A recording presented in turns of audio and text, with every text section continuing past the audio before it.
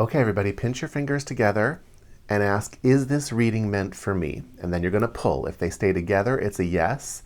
It's a no if they come apart. Today we're asking, why am I not finding the love I'm looking for? Why am I not finding that person that I'm looking for?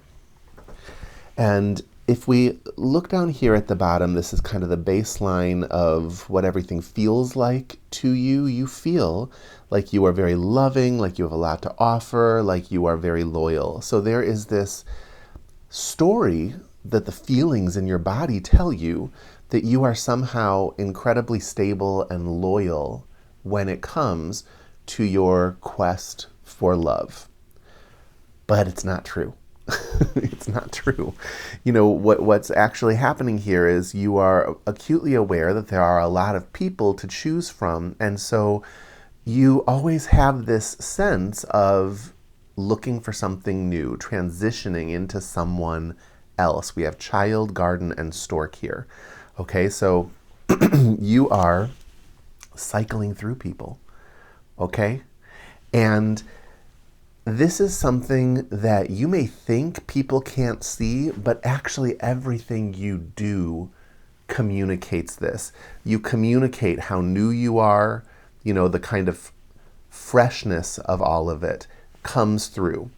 And in your quest for finding somebody, that reputation is getting communicated, that reputation of someone who cycles through, all right? That doesn't mean that someone else is necessarily saying that about you. It just means that your actions hang all over you. And people, they get a sense of it. They might not know exactly what they're looking at, but they know that it isn't stable and they know that it isn't safe. It isn't communicating all of this down here. It's communicating this right here. Okay? So this is your problem. And so what are we going to do about it? Okay, we have Naudis, Gebo, and Wunyo. Perfect. Okay. So Naudis is a rune that speaks of doing the things you don't want to do. It's the what you have to do. Okay? Gebo is a rune of generosity and service and giving. Wunyo is a rune of joy. So you need to get yourself to a place of service and joy. And the way that you get there is you have to actually rip off the Band-Aid and do the hard work. You have to actually stick around when you are starting to feel that urge to flee. You actually need to stay. Now, let me be very clear.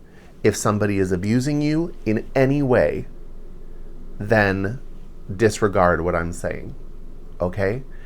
But you can't really listen to your gut feelings and intuition if you have a block to the things in front of you, right? You have to actually be open to what's in front of you to be able to communicate with it intuitively, all right? So chances are the feeling of fight or flight that you're getting in these relationships is not intuition, but actually some block in you, okay?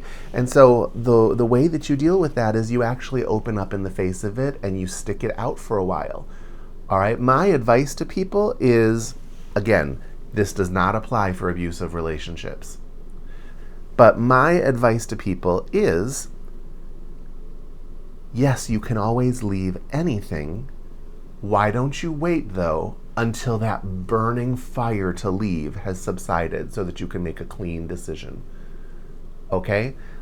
Learn what you have to learn from it, and then, when you can stay open in the face of it, then you can leave. But in many cases, what you're going to find is that it is the love you give that is the love you're looking for. And so if you are withholding, thinking, I can always do something better, then you're not going to find that love, because that love doesn't come from outside of you. That love is actually the love you give. Okay? The more you give to something, the more you are going to find that there's a flow of love, okay? It not only will flow more from you, but it will flow back from them, and you will be more open, and so you'll be able to feel it, okay? You have not jumped in the river. You just haven't jumped in enough. And you're always about to get out of it when you do. So you need to actually stick around through the hard stuff and actually find ways to give and be of use. And then when those good feelings come from that, you have to let that happen. You have to actually just let that joy come forth. All right? And if after all of that, in your newfound clarity, you look up and realize you're in the wrong place, yes, there are plenty of fish in the sea. Okay? But you don't want to make a habit of constantly fishing. Because if you're constantly fishing, you are never taking root in another person. Okay? So that's my advice for you today. And if you'd like a reading of your own, come find me on hiddenpathways.com and feel free to follow me on Instagram. All right? Thanks, everybody, and I'll see you in another video.